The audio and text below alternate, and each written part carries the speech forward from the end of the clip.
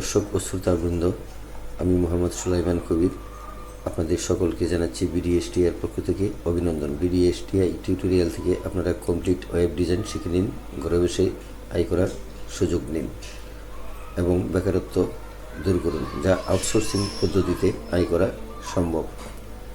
আমরা এই web design নতুনভাবে শুরু করছি। আমরা প্রোগ্রামটি অত্যন্ত যত্ন সহকারে আপনাদেরকে উপহার দেব। চলুন শুরু করা যাক। গত পর্বে আমরা ডিভিশন এলিমেন্ট ব্যবহার করে একটি লেআউট তৈরি করেছি। আজকে আমরা একটি ছোট্ট প্রোগ্রাম তৈরি করব, সেটি হলো স্পান এলিমেন্ট। স্পান এলিমেন্টটা হলো, প্রথমে সূত্রটা বসবে লেস দেন গ্রেটার দেনের ভিতরে ডিআইবি, ডিভিশনের কন্ডিশনটা বসবে, তার লেখার পর তারপরে বসবে স্পান।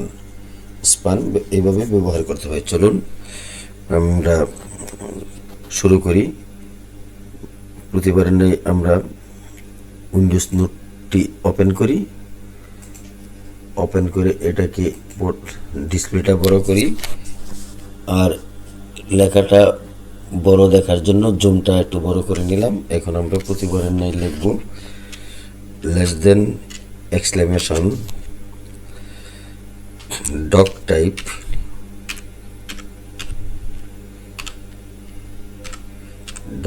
লিখে HTML লিখে গ্রেটার দেন দেই, গ্রেটার দেন দিয়ে নিচে চলে আসি। তারপর লিখব আমরা less than HTML greater than, তারপর নিচে এসে লিখব বডি লিখে গ্রেটার দেন দিব। তারপর নিচে এসে ডিভিশনের চিহ্নটা, লেস দেনের ভিতরে ডিভিশনের চিহ্নটা দিই, ডিআইবি, একটা স্পেস দিয়ে লিখি স্টাইল লিখে সমান দিয়ে ডাবল কোটেশন দিব। ডাবল কোটেশনের ভিতরে লিখব কালার কোলন গ্রিন লিখে লেখার পর একটা সেমিকোলন দিই, সেমিকোলন দিয়ে লিখব ফন্ট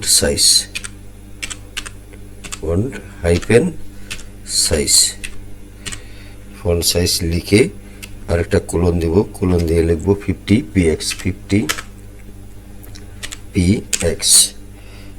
লিখে আরেকটা সেমিকোলন দিব, সেমিকোলন দিয়ে লিখব পেডিং।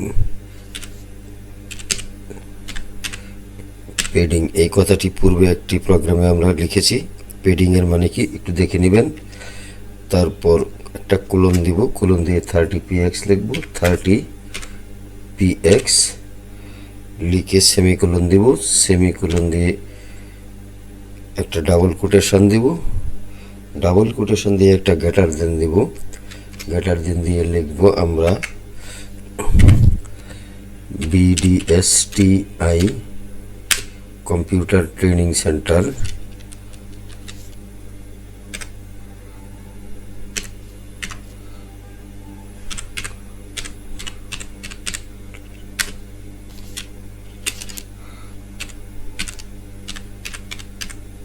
ট্রেনিং সেন্টার লিখে আমরা একটা স্পেস দিব, স্পেস দিয়ে লিখব লেস দেন BR, একটা স্পেস দিয়ে ব্যাকস্ল্যাশ দেব, ব্যাকস্ল্যাশ দিয়ে গ্রেটার দেন দেব।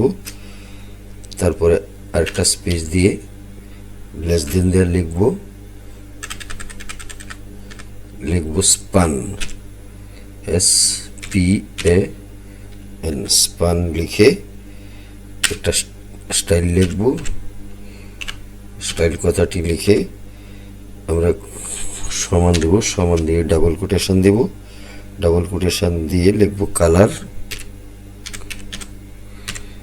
লিখে একটা কোলন দেব, কোলন দিয়ে লিখব রেড, আর ED রেড, এই লেখাটা রেড হবে।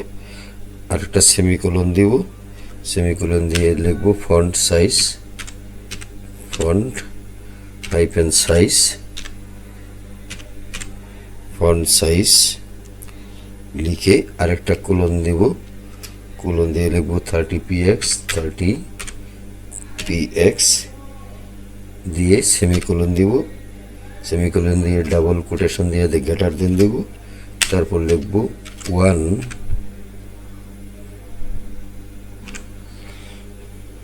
Step ahead,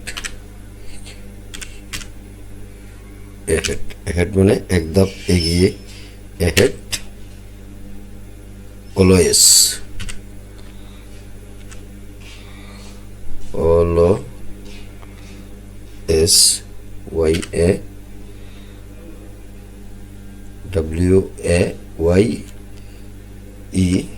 YAWAYES, always, always বানানটা ভুল হয়েছে, এটা ওয়াই হবে, always,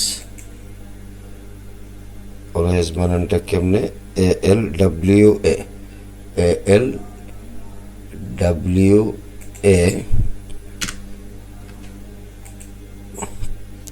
ALWAYS,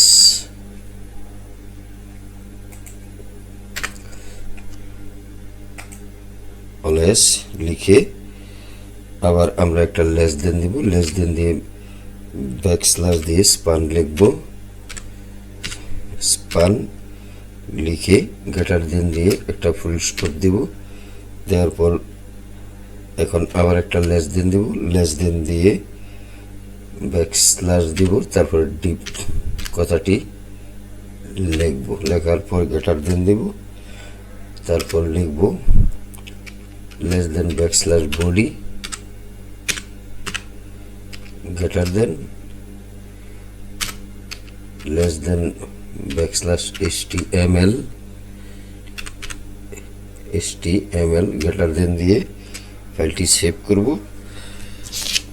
ফাইল মেনুতে ক্লিক করি, ক্লিক করার পর সেভ এস সিলেক্ট করি, এখানে ডেস্কটপে ক্লিক করি, ওয়েব ফোল্ডারটি ডাবল ক্লিক করি, সেভ এস টাইপে যে অল ফাইল সিলেক্ট করি, সিলেক্ট করার পর এখানে লিখব programme,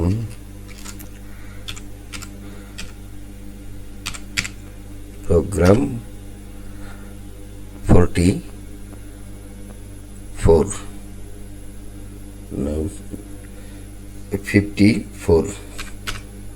54 dot HTML save as দেই,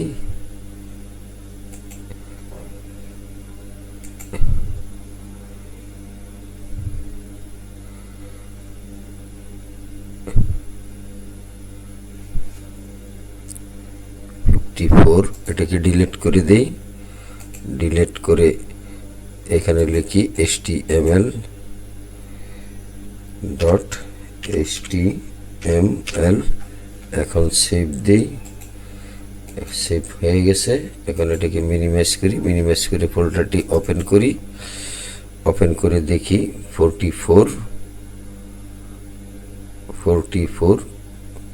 না 54 55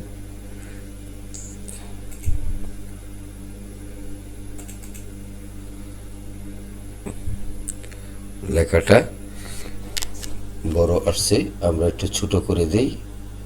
এই লেখাটা আমরা লিখব ওয়ান স্টেপ অ্যাহেড অলওয়েজ।